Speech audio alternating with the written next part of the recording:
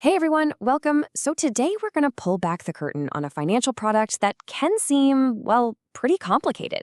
Indexed Universal Life Insurance, or IUL for short.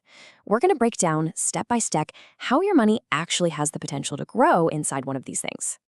So here's the big question, right? Is it even possible to get those awesome stock market gains, but without all the terrifying risk of losses? It's like the holy grail of investing. And honestly, this very question is what an IUL is designed to answer. Let's see how it pulls it off. Okay, before we dive deep into the IUL itself, we've got to start with the absolute bedrock of building wealth. I'm talking about the eighth wonder of the world, the magic of compounding. All right, check this out. On the left, you've got simple interest. You start with 10 grand, it earns 6%, boom, you get 600 bucks. Next year, same thing, another $600. You're only earning interest on that initial $10,000. But look over on the right, this is where the magic happens. With compound interest, your interest starts earning its own interest. That first $600 gets added to the pile. So in year 2, you're not earning interest on 10 grand anymore. You're earning it on 10,600.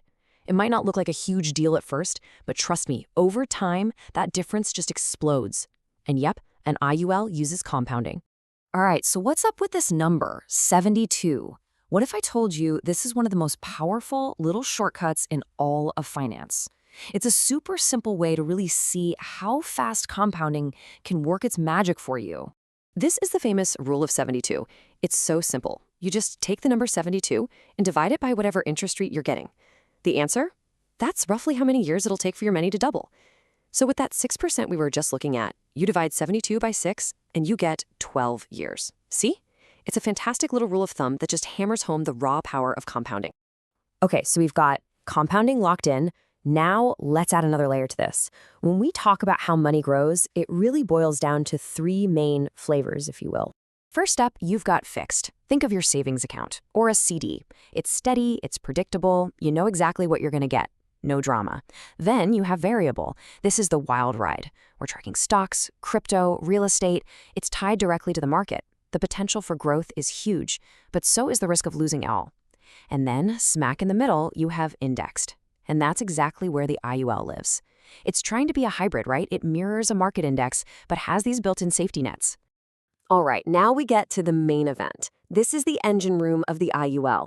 How on earth does this indexed crediting thing actually work? Let's break it down. Okay, it really all boils down to 2 key ideas, the floor and the cap. The floor is your safety net. It's almost always set at 0%. What does that mean? It means if the market completely tanks, you don't lose a dime of your principal or your previously credited interest. It's protected. Now, the cap, that's the trade-off. That's the maximum interest you can get in a given period. Let's say it's around 10%. So you're basically giving up those crazy 30% home run years in exchange for never having a negative year. Make sense? And this chart right here just lays it all out perfectly.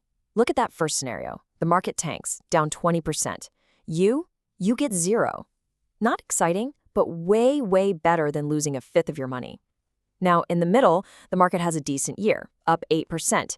You get the whole thing. You get 8%. And then on the far right, the market has a boom year, up 15%. You get your 10% cap. So you see the pattern? You're shielded from the lows. You get to keep the solid middle-of-the-road gains, and you still get a really nice piece of the big upswings. But wait, this story doesn't actually end there, not even close. There's this really surprising twist to how all this works that can lead to some results you would not expect.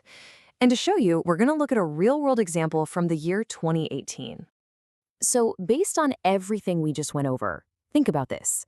In 2018, the S&P 500 actually lost about 7%. So your credit inside an IUL should be 0, right? I mean, that's what the floor is for. Or was it? Let me ask you a question. Imagine you had to make one free throw to win $1 million. Would you rather have just one single shot, or would you rather have 12 shots at the basket? Yeah, me too. I'd take the 12 shots every single time. Well, that's kind of how an IUL can work.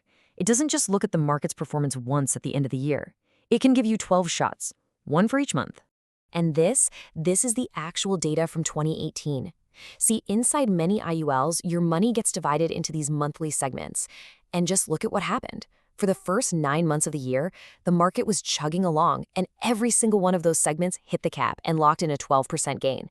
Even in October and November, they locked in positive returns. It was only that very last segment, in December, when the market really dropped, that got a zero. So here's the kicker. When you average out all 12 of those monthly results, the actual final credit for this policy in 2018 was a positive 10.4%. I mean, let that sink in for a second. The S&P 500 lost 7% for the year, but this strategy came out ahead by over 10%. Why? Because it was able to lock in those gains all throughout the year before that year-end drop could wipe them out. Okay, so what does this all mean? Let's tie it all together and look at the core value proposition here, what this is all about. So let's just do a quick recap. First and foremost, you've got that incredible downside protection. That 0% floor is there to shield your money from market crashes. Second, you still get market-linked growth, participating in the good years up to that cap. Third, the power of compounding is huge here because any gains you get are locked in. They become the new floor for the next year. And finally, that little twist we just talked about, the monthly segmentation, those 12 shots, can be an absolute game changer for smoothing out volatility and even capturing gains when the market finishes down. And that really brings us right back to where we started. The point here isn't to say this strategy is better than just investing in the market. It's not. It's a completely different tool for a different job. So the real question I want to leave you with is this. What could you accomplish with your money? What goals could you reach if you knew your savings had the potential to grow, but without that constant nagging fear of loss?